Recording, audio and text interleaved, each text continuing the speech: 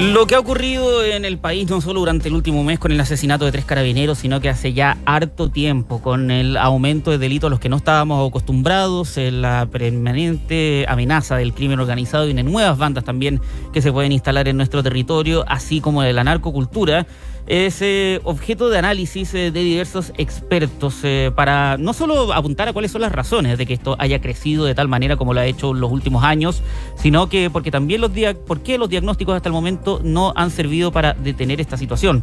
Uno de los que ha hablado bastante al respecto y sobre todo cómo hay factores que han permitido el ingreso de narco en distintas ciudades y sobre todo en los sectores más vulnerables es Iván Poduje, arquitecto urbanista y socio de Atisba, quien tenemos en línea con Kay de nuevo en este momento. Iván, ¿cómo estás? Muy buenas tardes. Buenas tardes, Matías. Buenas tardes, Cata. ¿Cómo están ustedes? Hola.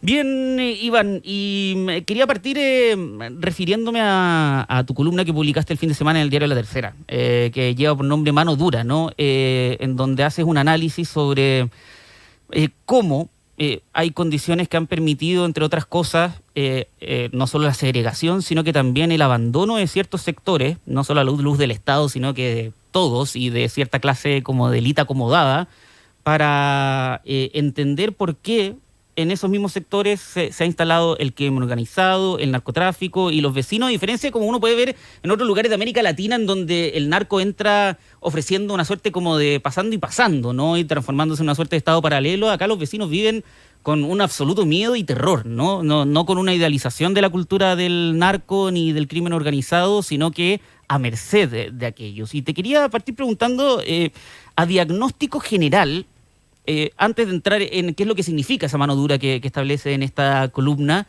¿cómo fue que hubo sectores del país que terminaron quedando completamente a merced de grupos criminales y que no se haya hecho nada? Bueno, esto tiene directo origen con la segregación. La segregación se entiende como la aislación, como la fragmentación de la ciudad, ¿ya? Donde tú separas geográficamente sectores que tienen una condición socioeconómica similar. En Europa es étnica similar, ¿te fijas? Acá es socioeconómica y ahora también está siendo de nacionalidad por la segregación social de la migración. Y en esos sectores, digamos que son homogéneamente pobres, se produce un crecimiento que es muy rápido. Para decir, tú pasas de una comuna como Puente Alto, que tenía, no sé, 200.000 habitantes, duplica la población en 10 años. Entonces, como crece muy rápido, llegan solo viviendas sociales, no llegan los servicios, además las personas vienen de comunas distintas a este lugar, por tanto no tienen redes de apoyo, porque su red de apoyo está en las comunas de origen, vienen desacoplados de su red de apoyo, llegan a esta comuna dormitorio y se asientan acá. Entonces, el origen tiene que ver con eso. ¿Por qué el crimen entra en esos lugares? Básicamente porque como el crecimiento es muy rápido y no hay, el Estado no alcanza a llegar con los servicios, se producen espacios como zonas grises o zonas sin cuidado, para poder entrar y asentarse en esos lugares a cometer delitos. Lo que pasa después es que van creciendo esos delitos y se empiezan a enquistar en las poblaciones o en las villas, ya y esto empieza a aumentar y lo más grave es cuando ya reclutan a los vecinos, particularmente a los jóvenes, como soldados, como traficantes, como consumidores, y eso agrava el panorama. Eso te quería preguntar, compiten además con recursos frescos, líquidos, para personas que quizás hoy día quedan un poco fuera de las ayudas sociales, ¿no? Desde el punto de vista económico, la narcocultura también va un paso más adelante, o por lo menos más cerca de las necesidades, ¿o no? Sí, porque lo que ocurre es que tienes que considerar que en estos hogares que llegaron a estas poblaciones, a estas villas, a estos sectores geográficos, las familias están bastante golpeadas. Llegan golpeadas, ¿ya? Pero después se producen fenómenos de violencia intrafamiliar. Hay mucho abandono de hogares, muchas son jefas de hogar mujeres, que trabajan, los niños quedan solos y los niños quedan en la calle. Entonces, esos niños que están en la calle, que abandonan el colegio, son capturados por estas bandas que les ofrecen más dinero, que les ofrecen atractivos como la ropa, los autos, etcétera. Y eso es lo que hace que capturen a estos jóvenes. Ya esto en Colombia, en Brasil, ha llegado a límites críticos, y que es lo que también estamos viendo desde Venezuela, porque son jóvenes que no le tienen miedo a la muerte, que ellos consideran que van a vivir menos que una persona normal, porque están viviendo una situación de guerra, de batalla, y por lo tanto viven intensamente esa corta vida que tienen. Mucho consumo de marcas, mucha violencia, etcétera. Entonces, el origen es complejo, pero tiene que ver con el abandono en varias dimensiones.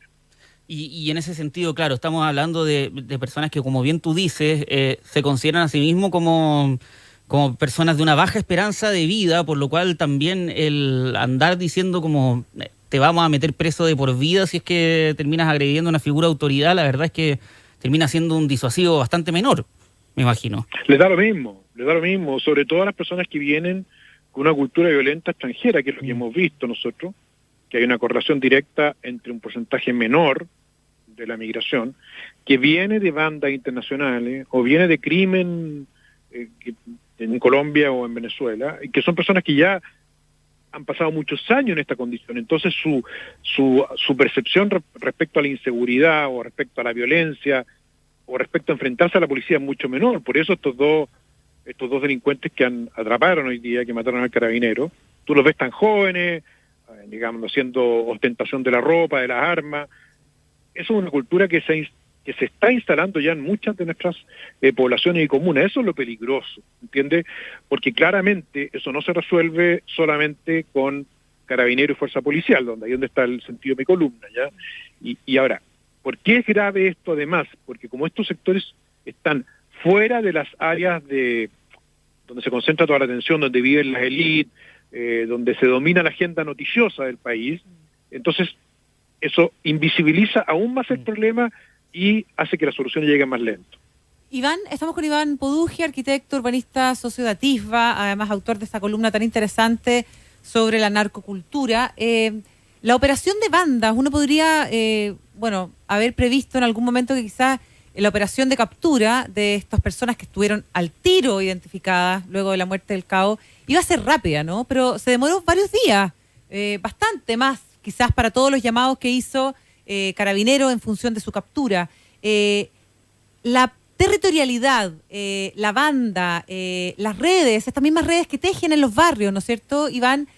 ¿Juega a favor de estas bandas?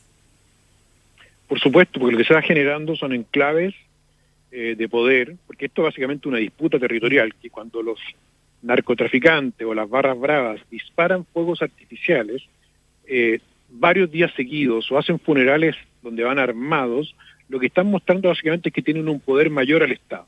Están compitiendo. Y por lo tanto, eso les permite a ellos refugiarse en sectores donde es muy difícil entrar.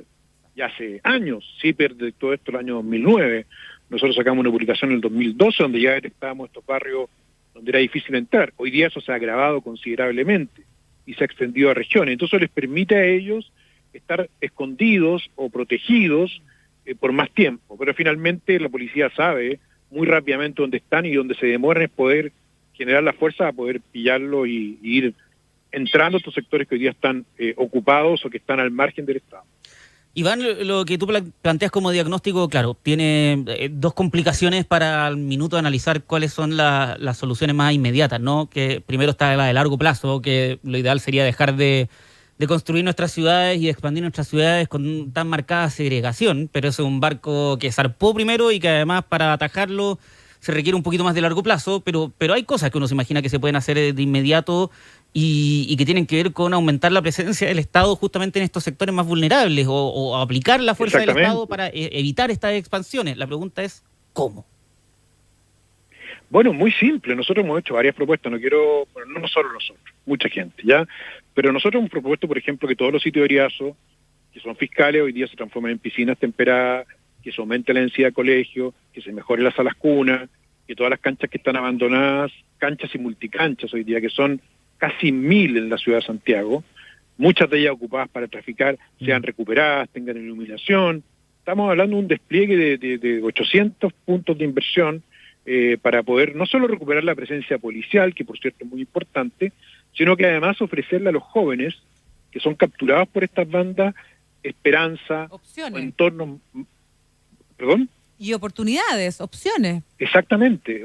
Ahí el colegio es muy importante y por eso es tan grave la violencia que estamos viendo en muchos liceos. Es grave porque el colegio es la plataforma de salida que tienen muchos niños. De hecho, lo que pasa, por ejemplo, con los colegios que de algunas fundaciones, como Astoreca o como la Fundación Nocedal, que están en barrios críticos y donde incluso los narcos, que sus niños o sus parentes no hacen nada con esos colegios, no los tocan. ¿Por qué? Porque saben que es una forma, incluso ellos, de que sus niños o sus amigos puedan salir de esta verdadera prisión en que están hoy día. Por lo tanto, ese rol es fundamental. Ahora lo que vemos, lamentablemente, Catalina y Matías, es mucha inacción, mucha indolencia de las élites. Ese era el objetivo de mi columna. O sea, este problema no es de ahora, se viene arrastrando hace tiempo.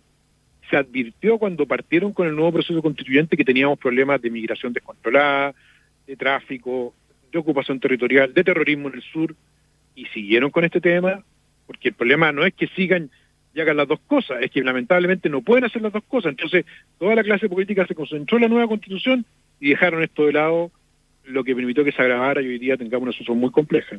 Y es ahí en donde también apuntas a que generalmente por eso las élites no solo no comprenden ciertos fenómenos, sino que además los minimizan o los miran con desprecio, que no significa que esos fenómenos estén bien, ¿no? Pero el hablar de que son como inentendibles por parte de la élite habla sobre lo poco familiarizados que están con la realidad. Uno podrá asegurar que está en desacuerdo con muchísimas de las prácticas, por ejemplo, del presidente Nayib Bukele de El Salvador, pero no le cuesta tanto entender por qué hay algunas personas que las consideran, bueno, si es que están funcionando, entonces hay que traerlas para acá. La pregunta es, ¿cómo se entrega una alternativa? ¿Cómo se entrega una alternativa que sea no llegar a ese extremo, en vez de simplemente minimizarlo así como no se puede porque A, B o C o D, y no le estás ofreciendo nada a cambio a esa población que sí está desesperada por frenar el crimen dentro de sus barrios? Bueno, esa es la gran pregunta, Matías. Acá lo que tenemos son dos extremos, ¿cierto? Tenemos el fenómeno de la élite desconectada, que no entiende lo importante que es para un vecindario que demuelan una casa a un narco, donde hay un tipo que está armado todo el tiempo, donde trafican al lado de sus niños. No lo logra entender porque en el lugar donde vive, primero porque yo creo que no conoce la Florida ni los Quillayes, que es donde se produjo este tema, y segundo porque el lugar donde vive ese no es un tema. A lo más escucha unos balazos de pronto o ve desde lejos un fuego artificial, pero no tiene unos narcos viviendo al lado de sus niños con armas de guerra. Entonces, cuando tú demueles eso y das dando una señal que el Estado se preocupa, bueno, mucha gente se ríe de eso porque no lo entiende. Eso es un extremo, y hay mucha gente que está ahí, ya, muchos políticos chilenos que están ahí. Y el otro extremo es Bukele. Pero nosotros no podemos llegar a un esquema como Bukele, primero porque Chile no es El Salvador, afortunadamente, no tenemos las condiciones para hacerlo. Por eso yo en la columna pongo el caso de Emmanuel Macron.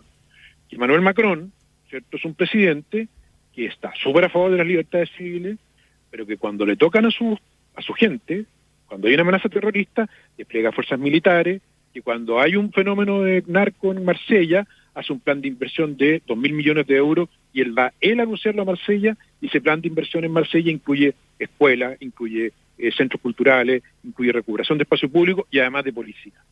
Y con la policía francesa además no se jode.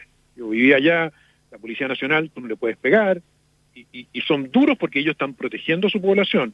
Y eso es lo que ha costado entender acá, por eso en la columna yo pongo el caso de Emmanuel Macron, que para mí es el caso que nosotros deberíamos aspirar, no a un Bukele, ni no a lo que tenemos hoy día. No quiero personalizarlo para no ser odioso, pero estos políticos en el fondo que viven como una burbuja y preocupados de cosas que son intrascendentes para la mayoría de la población. El problema es que el caso de Emmanuel Macron implica algo que para ningún político chileno, me atrevería a decir, y de la gran mayoría de los sectores, es fácil, y una parte importante derechamente no está dispuesto, que es defender una convicción, incluso si te implica irte a pique en las encuestas y además tener algún tipo de desorden social. Bueno, claro, porque por eso Emmanuel Macron, que está pasando algo con las pensiones, y antes pasó con las vacunas, y yo estuve en Francia cuando era las protestas antivacunas, y créeme que los tipos eran duros, violentos, y el tipo dijo, no, esto es una política sanitaria, y si ustedes rompen, los vamos a reprimir.